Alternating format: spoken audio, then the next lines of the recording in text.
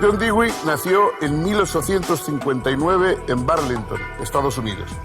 Desarrolló durante toda su larga vida una fecunda actividad de pensador, estudioso y escritor, pero también intervino protagónicamente en la reforma educacional, en la organización y defensa del movimiento obrero estadounidense y luchó por los derechos de la mujer, las libertades civiles y la paz.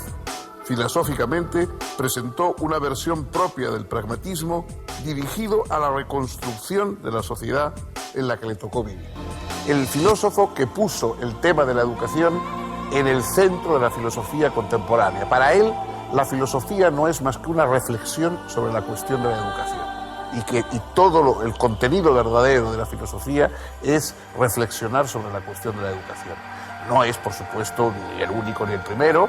John Locke ya se había dedicado al tema de la educación. Rousseau, como saben ustedes, hizo una obra célebre, el Emilio, y hay otros filósofos. Pero en la época contemporánea, esta convicción de que la filosofía puede, a través de la educación, aportar un fundamento a la democracia moderna, esta es una idea característica de Dewey y yo creo que es una de las ideas fuerza del pensamiento contemporáneo.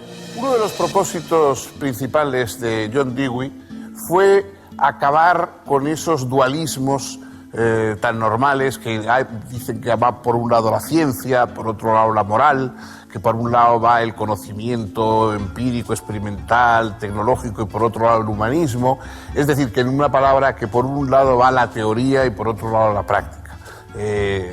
Dewey, al contrario, considera que esos dos caminos son convergentes y convergen en la propia idea de experiencia humana. La idea de experiencia es central en el pensamiento de Dewey, pero una experiencia no considerada sencillamente como digamos lo de Locke o de Hume, como puramente empirismo, sino que el objeto es visto en su medio, es decir, es una experiencia de los objetos, pero también es una experiencia del medio, el medio en que se dan los objetos y de la relación que guardan todos los objetos entre ellos. Es decir, es una experiencia compleja, pero una experiencia en la cual ya no hay esas distinciones entre la ciencia, la moral, sino que se nos da la experiencia de la vida en la cual estamos tratando de debatirnos y de llegar a resultados, a conclusiones, etc. A ese pensamiento basado en la experiencia y que quiere ir más allá de las divisiones entre teoría y práctica, en líneas generales le llama Dewey naturalismo. Y el naturalismo no es un naturalismo meramente, por supuesto, digamos, de la naturaleza como algo desligado, distinto de la ciudad, sino más bien es como una visión de toda nuestra aventura. Es el acontecimiento, es el drama mismo de la vida, pero visto siempre desde un punto no trascendente, desde un punto como el que ocupa un hombre que no está mirando hacia el más allá, sino tratando de entender lo que tiene delante, el más acá. La experiencia nos revela que la aventura del ser humano en el mundo es una aventura dramática basada en la incertidumbre.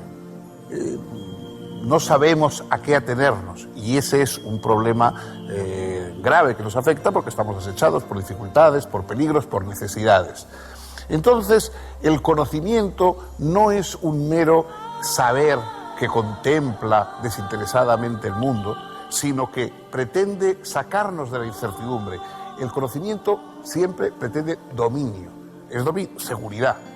Queremos adquirir no una comprensión de lo real, sino un dominio de nuestra vida y un dominio de lo real. Por lo tanto, la validez del conocimiento no es una validez simplemente que se refrenda con la verdad abstracta, sino con la práctica humana, con lo que nosotros necesitamos para salir adelante, para romper nuestra incertidumbre, para saber a qué atenernos. Eso es la fuente, la orientación del conocimiento. La práctica valida el conocimiento. Para Dewey, la democracia es básicamente una pedagogía y a la vez la educación es democrática y democratizadora. O sea, la democracia educa y la educación democratiza.